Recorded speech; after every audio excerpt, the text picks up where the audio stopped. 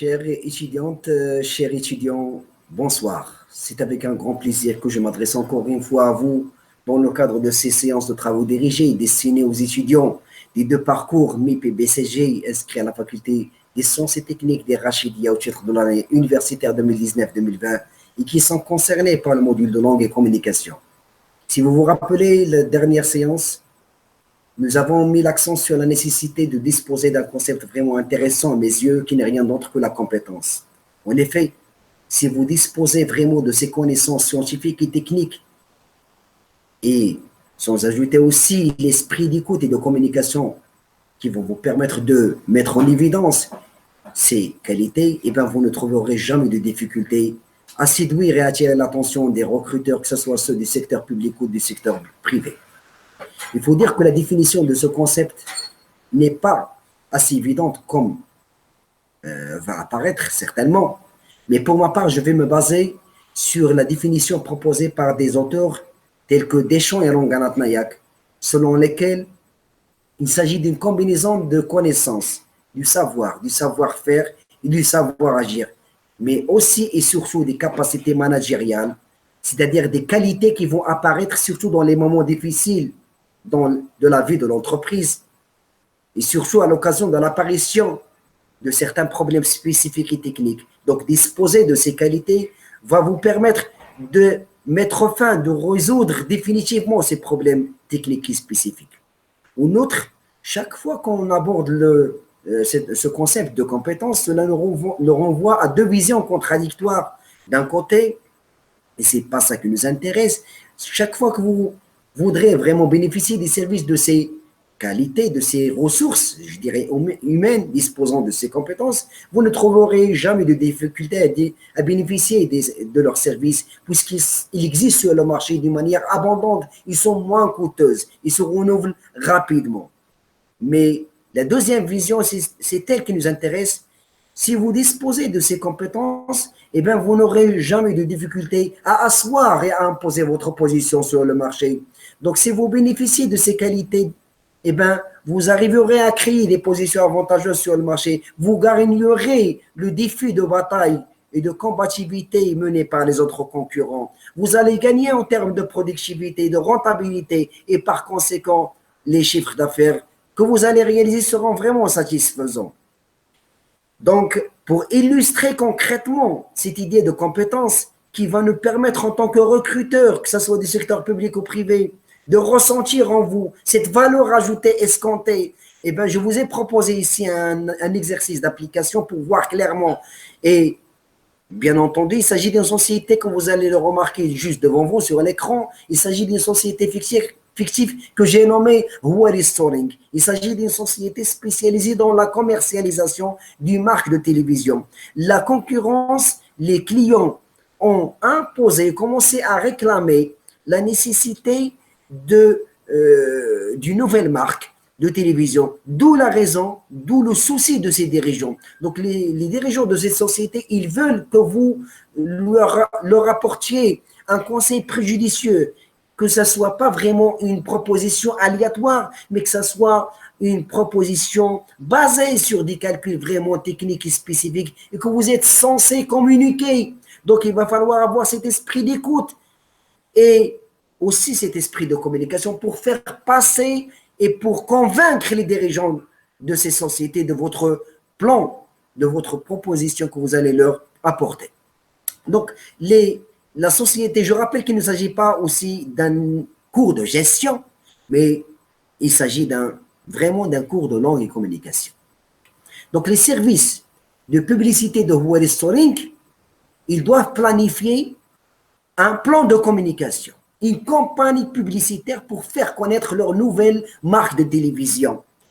Mais ils vous signalent, ils soulignent que au moins 36% de leurs clients, il faut qu'ils soient des familles à haut revenu. Et au moins 60% de leurs clients, il faut qu'ils soient des clients émanant de la classe sociale, des familles de la classe moyenne, je dirais. Donc, pour faire connaître leurs produits, ils hésitent entre deux plans de communication, entre deux campagnes publicitaires, soit choisir un journal d'une grande popularité qu'une grande majorité des citoyens, par exemple marocains, lisent avant d'aller à leur travail, que ce soit en métro ou en bus. Donc, réserver quelques pages dans des journaux d'une grande popularité, c'est une proposition intéressante à étudier de plus près. Ou bien choisir quelques secondes au cours de la diffusion d'un reportage d'une émission intéressante dans une chaîne, par exemple marocaine, et que tout le monde ne peut pas rater et suivre et faire passer votre publicité de votre nouvelle marque de télévision. Les dirigeants de la société aussi vous expliquent la chose suivante. Ils ont engagé des personnes de manière à faire des études de marché, surtout auprès des sociétés qui ont déjà tenté le coup, c'est-à-dire les deux moyens de communication dont je viens de vous expliquer, c'est-à-dire la télévision et le journal d'une grande popularité. Eh bien, ils ont donc préféré recueillir et collecter le maximum d'informations dans ce sens. Et ils ont pu tirer des conclusions qui sont vraiment intéressantes.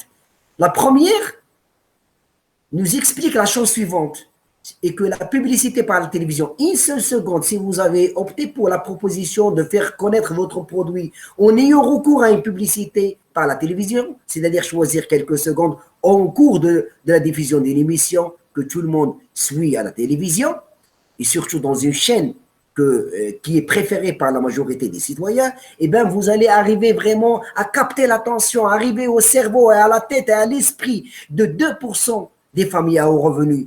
Et aussi, vous arriverez à séduire exactement 3% des classes moyennes chaque fois. Je rappelle que l'objectif des dirigeants de cette société n'est pas de capter l'attention de 2% des familles à revenus, mais au moins 36% des familles à revenus et au moins 60% des familles de la classe moyenne.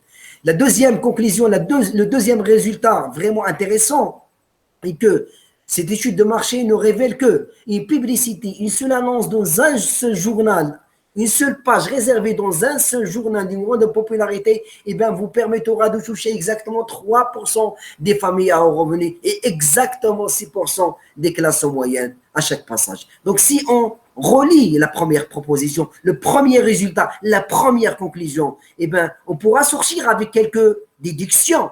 La publicité, une seule seconde à la télévision vous permet de toucher 2%. Et en adoptant la règle de 3, donc 2 secondes, si vous avez eu recours à 2 secondes, vous arriverez à capter 2 multiplié fois 2%, c'est-à-dire 4% des familles à revenus. Si vous avez eu recours à 3 secondes de publicité au cours de la division d'une émission vraiment intéressante, vous arriverez à séduire, à attirer l'attention, l'esprit de 3 multiplié fois 2% des familles à revenus, c'est-à-dire 6% des familles à revenus. De la même manière, une seule seconde de diffusion, une seule seconde de publicité à la télévision vous permettra de séduire 3% de la classe moyenne. Je suis en train de lire toujours dans la première proposition. 2 secondes vous permettra de séduire 2 multiplié fois 3%, c'est-à-dire 6% des familles de la classe moyenne. Et de la même manière pour la deuxième proposition, une seule page dans un journal de grande popularité vous permettra de toucher 3% des familles à revenus. Donc, si vous avez eu recours à deux pages dans 2 journaux de grande popularité, ben vous arriverez à attirer l'attention de 2 multiplié fois 3%, c'est-à-dire 6% des familles à revenus s'intéresseront à votre nouvelle marque puisqu'ils l'ont lu dans 2 journaux différents de grande popularité, je précise. Et de la même manière, une seule page de publicité dans un journal vous permettra de capter l'attention de 6% des clients de la classe moyenne. Donc, si vous avez recours à 2 pages dans 2 journaux différents d'une grande popularité, et bien vous arriverez à séduire 2 multiplié fois 6%, c'est-à-dire 12% des familles de la classe moyenne. La publicité aussi, une seule page, recourir à diffuser, à faire la publicité de votre marque de télévision en ayant opté pour une seule page dans un seul journal, et bien cela vous coûte de l'argent. Étant donné qu'une seule page, donc si vous avez, selon les dirigeants de cette société, une seule page, et la publicité réservée, une seule page dans un seul journal de grande popularité, et bien vous êtes censé payer 500 $. Donc, si vous avez eu recours à 2 pages, vous payerez 1000 $. 3 pages, vous payerez 1500 $. De la même manière, une seule seconde de diffusion de votre nouvelle marque au cours de la diffusion de l'émission dans une chaîne de télévision, cela vous impose de payer 2000 $. Et par conséquent, si vous avez eu recours à 2 secondes, vous payerez 4000 $. 3 secondes, vous payerez 6000 $. Donc, c'est de l'argent. Les dirigeants de la société se soucient de ces coûts. Donc, leur objectif ici, c'est de minimiser leurs pertes, de minimiser leurs dépenses. Et c'est la raison pour laquelle ils sollicitent votre conseil, étant donné que vous êtes des lauréats de la faculté de sciences et techniques. Donc, étant donné que vous avez eu l'occasion de fréquenter et de bénéficier des enseignements proposés et animés par un corps professoral de mathématiques, d'informatique par exemple, eh bien, vous êtes vraiment capable de donner des conseils préjudicieux basés sur des calculs techniques. Mais pour arriver à cet objectif, il va falloir faire preuve de sens il va falloir avoir cet esprit d'écoute et il va falloir calculer et communiquer. Donc, l'objectif ici de la société, tel qu'il a été souligné par les dirigeants de la société, à vous, chers étudiantes et chers étudiants, c'est de minimiser leurs dépenses. Donc,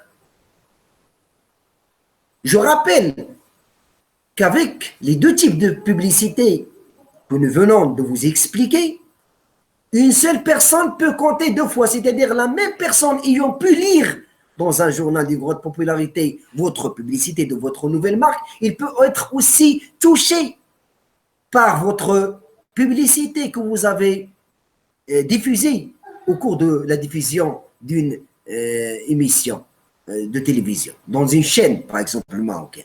Donc, la première étape, ce qui vous est demandé de faire, c'est de définir les variables de décision. On ne connaît pas encore le nombre de pages dont on a besoin pour diffuser notre nouvelle marque. C'est-à-dire le nombre de pages dont vous aurez besoin à réserver, donc les pages dont vous avez besoin de réserver dans différents journaux pour faire passer votre nouvelle marque, c'est une variable inconnue.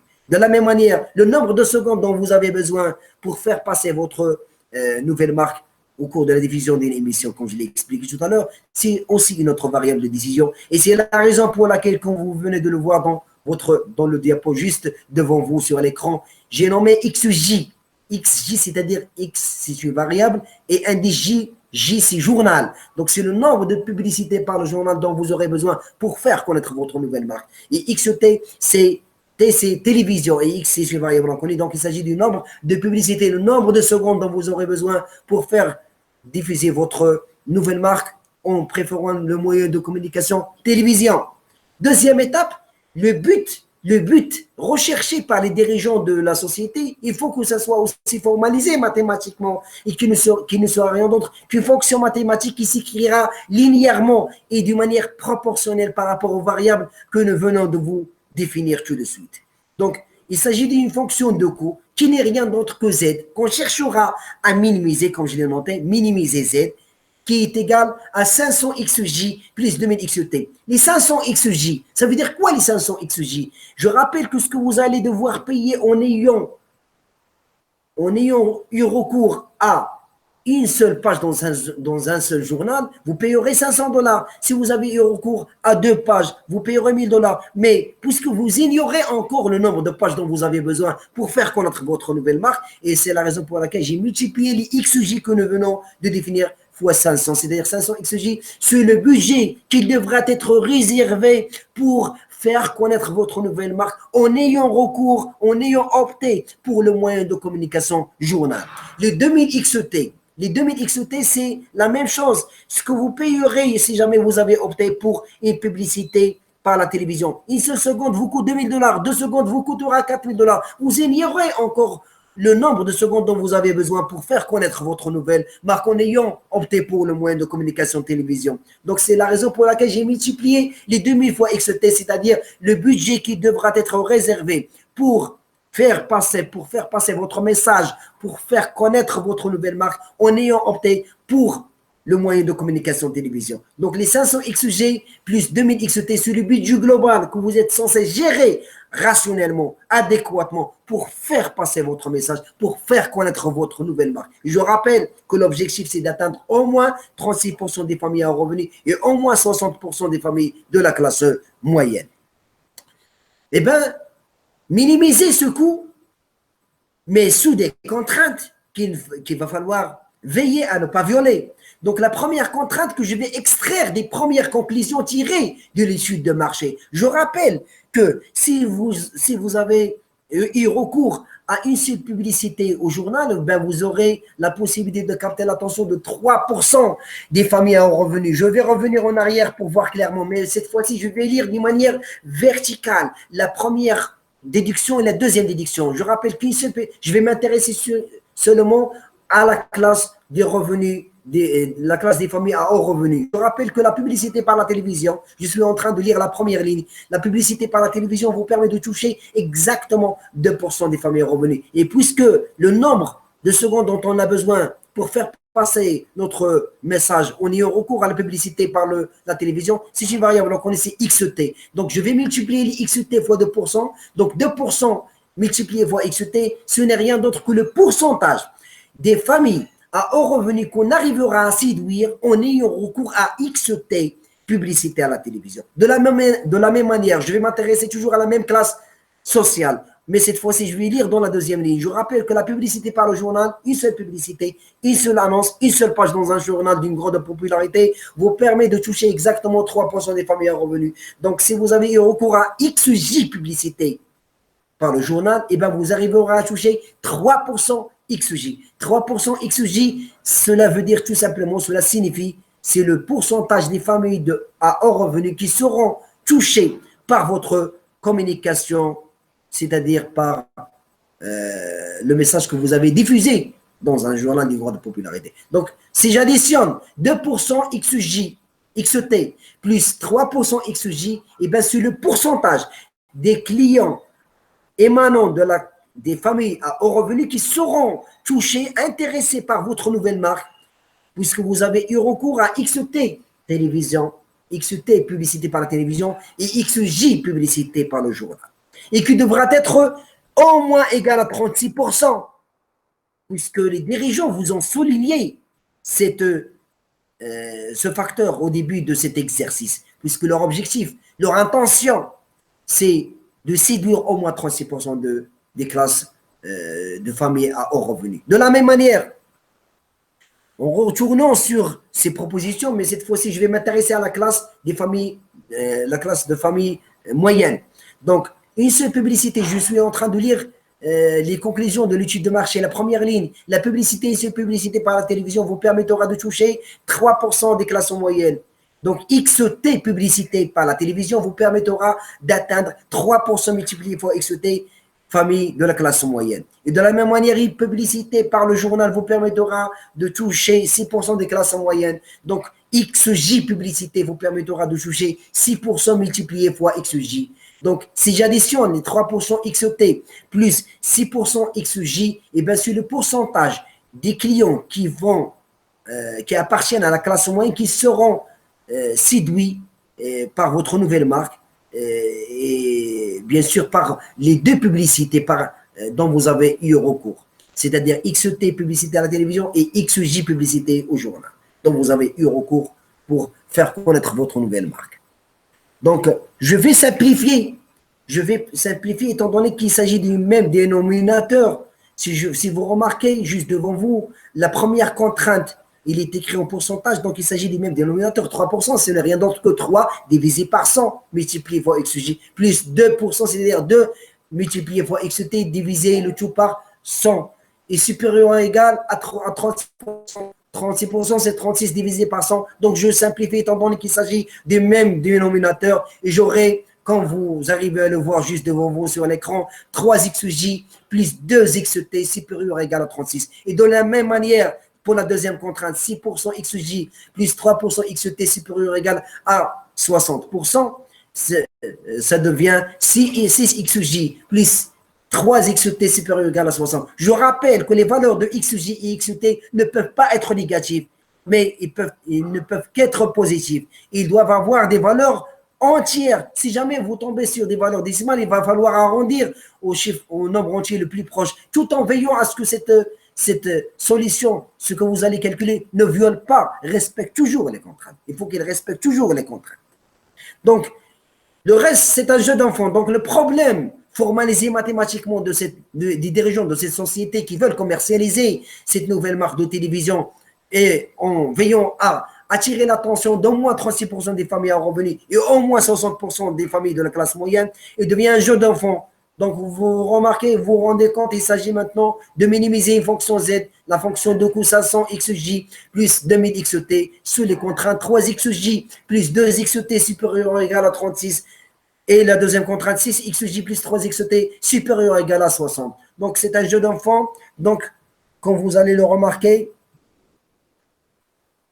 ici, si par exemple, un candidat, un étudiant de la FST, dans la proposition suivante aux dirigeants des sociétés, il s'agit d'une proposition qui n'est pas calculée, qui n'est pas basée sur tout ce qu'on vient de vous expliquer. XJ 6 et XT est égal à 6. C'est-à-dire que cet étudiant, il propose aux dirigeants de cette société d'adopter le plan de communication suivant selon lequel réserver 6 pages dans 6 journaux de grande popularité et 6 secondes au cours de la division d'une émission ou d'un film ou d'un reportage quiconque pour faire passer votre message concernant votre nouvelle marque de télévision que vous comptez commercialiser prochainement sur le marché. Eh bien, en adoptant cette solution et en remplaçant ces valeurs-là dans la première contrainte, qui est relative aux familles à revenus, 3xj plus 2xt.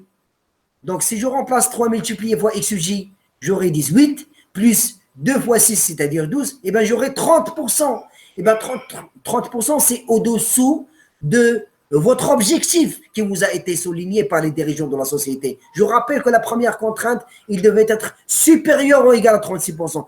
C'est-à-dire que ce plan de communication permet, si jamais les dirigeants de la société ont accepté cette proposition, eh bien, ils n'arriveront à séduire que 30% des familles à revenus. Et je rappelle que pas l'objectif des dirigeants de la société, puisque leur objectif, c'est de séduire au moins 36% des familles à hors revenus. De la même manière, pour la deuxième contrainte relative à la classe moyenne, 6xj plus 3xt, et bien si je remplace cette proposition de cet étudiant, par exemple, et bien vous trouvez que si jamais la société avait accepté cette proposition, il arrivera à séduire 54% des familles de la classe moyenne. Et ce n'est pas leur objectif qui vous a été souligné. Je rappelle qu'ils vous ont expliqué qu'il veille à attirer l'attention d'au moins 60%. C'est-à-dire qu'il reste encore 6% à séduire pour arriver à l'objectif initialement énoncé par les dirigeants de ces sociétés.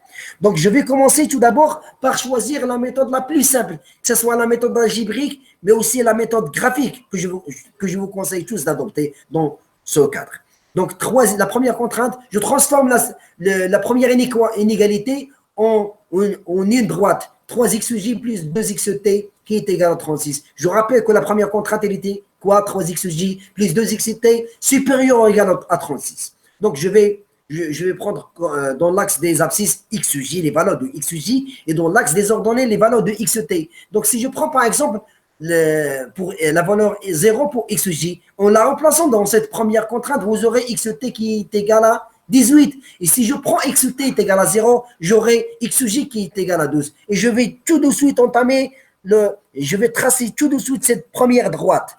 Donc, et qui est écrite en bleu juste devant vous sur l'écran. Donc, vous remarquez, 12, c'est la valeur de xj sur l'axe des abscisses et la valeur de xt, c'est 0. Et pour le deuxième point qui figure juste devant vous sur l'écran, 18, c'est la valeur de xt et la valeur de xj dans son cas, c'est 0. Je vais joindre les deux les 2 points, j'aurai la première droite, 3xj plus 2xt qui est égal à 36. Mais ce n'est pas ça notre objectif. L'objectif, c'est de tracer, c'est de trouver les différentes combinaisons, les différents plans de communication, les différentes solutions qui respectent la première contrainte qui n'est rien d'autre qu'une inégalité, c'est-à-dire les 3xj plus 2xt supérieur ou égal à 36. Vous remarquez que cette droite, il divise le plan en deux surfaces, une qui se trouve juste au-dessus et une autre qui se trouve juste au-dessous. Et en remplaçant l'axe des abscisses, je prends l'origine des axes 0, 0, l'origine des axes, de l'axe, et il se situe dans la surface juste au-dessous. C'est vrai que je vais prendre uniquement ce point, et c'est valable pour tous les points qui se trouvent au-dessous de cette droite. Donc, si je remplace les coordonnées de l'axe de l'origine de l'axe dans cette première inégalité, eh bien, je trouverai que 3 multiplié fois 0, c'est 0, plus 2 fois 0, c'est 0. 0 n'est pas supérieur ou égal à 36. C'est-à-dire que toutes les solutions proposées par les différents étudiants qui se trouveront au-dessous de cette droite et ne respectent pas l'objectif initialement énoncé par les dirigeants. Donc, les solutions qui nous intéressent, ils se trouveront au-dessus de cette droite. C'est la raison pour laquelle j'ai veillé à assurer la surface juste au-dessus de cette droite. Et de la même manière, si je reviens vers la deuxième contrainte, je vais la transformer, cette inégalité en une droite, 6xg plus 3xt, et je vais faire la même chose que ce que je viens de faire pour la première contrainte. Donc, je remplace xj par 0, je trouverai 6 fois 0, c'est 0. 3xt est égal à 60, c'est-à-dire que xt est égal à 20. De la même manière, si je prends 0 comme voilà pour xt, eh bien, je trouverai que 6xj est égal à 60, c'est-à-dire xj est égal à 10. Donc, j'ai 2 points et cela me facilitera la vie. J'arriverai à tracer la deuxième droite et qui est en rouge juste devant vous. Donc, 10, c'est la valeur de xj et 0, c'est la valeur de xt, d'où le premier point qui apparaît sur l'axe des abscisses juste devant vous. Et pour le deuxième point, 0, c'est la valeur de xj et la valeur de xt, c'est 20. Et donc, j'arriverai à joindre les 2 points et par conséquent, je trouverai la deuxième droite. Mais je rappelle, cette droite, il n'est rien d'autre que 6xj plus 3xt qui est égal à 60. Mais ce qui nous intéresse, c'est les différentes propositions, les différentes combinaisons, je dirais, des plans de communication qui sont intéressantes, qu'on devra étudier de plus près et qui doivent minimiser notre coût. Donc, je rappelle que aussi, de la même manière que ce que nous avons fait pour la première contrainte, la deuxième droite, il divise le plan en 2 surfaces, une surface au-dessus et une surface au-dessous. Je prends un point parmi les points qui se place au-dessous de cette droite, c'est une origine des axes. 0, 0, en remplaçant le point 0, 0 dans cette deuxième contrainte, je trouverai que 0 n'est pas supérieur à 60. Donc, les différentes combinaisons, les différentes propositions, les différents plans de communication que vont nous proposer certains étudiants et qui se placent au-dessus de cette droite ne sont pas vraiment des propositions intéressantes. Donc, on devra se contenter des différentes combinaisons qui se trouvent au-dessus de cette droite. Et ce qui nous intéresse, c'est la surface assurée partagée. Vous remarquez, il y a 2 surfaces partagées, 2 surfaces assurées, l'une en noir et une autre en rouge. Ce qui nous intéresse, c'est la surface assurée partagée. Et puisqu'il s'agit d'un coût à minimiser, on va se contenter des points qui se trouvent au bas de cette surface assurée partagée. Par contre, si nous étions en face d'un problème où les dirigeants nous ont expliqué qu'ils veulent maximiser leur profit, dans la surface assurée partagée, il va falloir trouver la solution optimale recherchée, mais dans les extrémités se trouvant au sommet de ces 2 surfaces assurées partagées. Donc, vous remarquez que parmi les points, il y a le 12 en bleu, le 12, 0, c'est-à-dire la valeur de xg, c'est 12, et la valeur de xt, c'est 0. Mais aussi, il y a le point juste au sommet, de le 20, c'est-à-dire 0 comme valeur de xg et 20 comme valeur de xt. Mais aussi, il y a l'intersection des 2 droites. C'est la raison pour laquelle j'ai veillé tout à l'heure à calculer l'intersection des 2 droites, que vous avez certainement remarqué. Malheureusement, j'ai posé comme la première contrainte grand 2 et la deuxième contrainte grand 1. J'aurais dû faire l'inverse, mais ce n'est pas grave. Donc, si je multiplie la première ligne que j'ai nommée grand 2 fois 2, je trouverai 6xg puisque je vais multiplier 3xj fois 2, plus 2xt multiplié fois 2, c'est 4xt, et 36 multiplié fois 2, c'est 72. Et je garde la deuxième contrainte que j'ai nommée grand 1. Donc maintenant, je vais faire 2 multiplié fois grand 1, c'est-à-dire la première ligne multipliée fois 2, moins la deuxième ligne que j'ai nommée, malheureusement, je n'aurais pas dû le faire grand 1, et je trouverai 6xj moins 6xj, c'est 0, plus 4xt moins 3xt, c'est xt, est égal 72 moins 60, c'est 12. Donc, vous avez maintenant le xt qui est égal à 12. Et en remplaçant dans l'une des deux contraintes, vous trouverez que xt est égal à 4. Et vous remarquez que dans le graphique, si vous faites la projection orthogonale sur les deux axes de l'intersection, vous trouverez que c'est exactement ce qu'on vient de calculer algébriquement. C'est-à-dire la valeur de xj, c'est 4 et la valeur de xt, c'est 12. Maintenant, pour conclure, vous avez les différentes propositions, les différents plans de communication intéressants. 0,20, je rappelle que la première valeur, c'est la valeur de xj, et la deuxième valeur, c'est 20. Par exemple, les 0,20, ça veut dire quoi? Ça veut dire que c'est une proposition selon laquelle on nous propose, en tant que dirigeant de cette société, d'adopter le plan de communication selon lequel on oublie carrément la publicité par le journal et on adopte seulement la publicité par la télévision. On vous propose uniquement de réserver 20 secondes et vous allez atteindre votre objectif initialement énoncé, qui est de capter l'attention de au moins 36% des familles à revenus et au moins 60% des classes moyennes. La deuxième proposition 4.12, qui n'est rien d'autre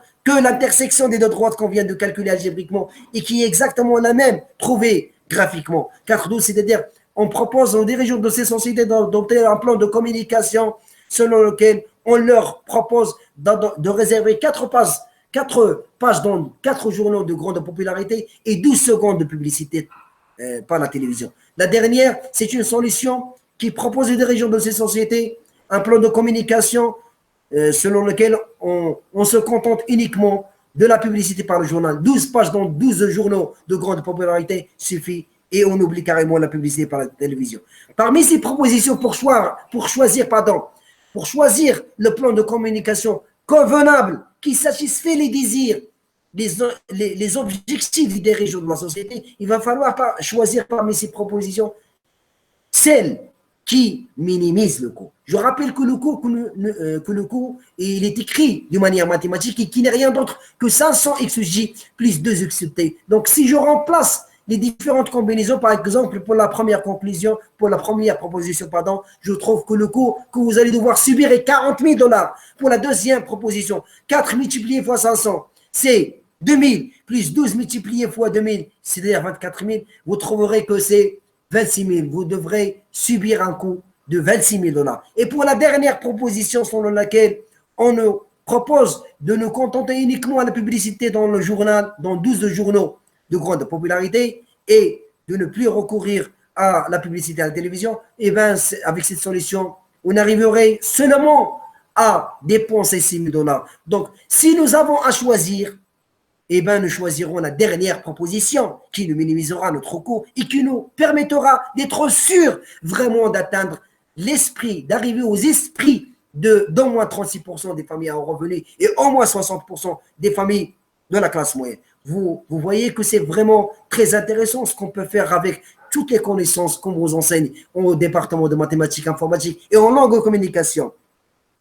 Ici, c'est vrai qu'il s'agissait de choisir entre deux plans de communication, mais si vous avez été contraint de faire face à différents scénarios, à différents plans de communication, un plan de communication, et bien là, vous aurez besoin de certaines techniques mathématiques, mais aussi numériques. Et c'est la raison pour laquelle j'ai mis l'accent sur le grand rôle joué par le département d'informatique et d'informatique de notre faculté des sciences et techniques. Voilà, j'ai terminé, chers étudiantes et chers étudiants. J'espère que vous avez bien compris. J'espère que vous avez trouvé le plaisir de suivre cette séance de travaux dirigés.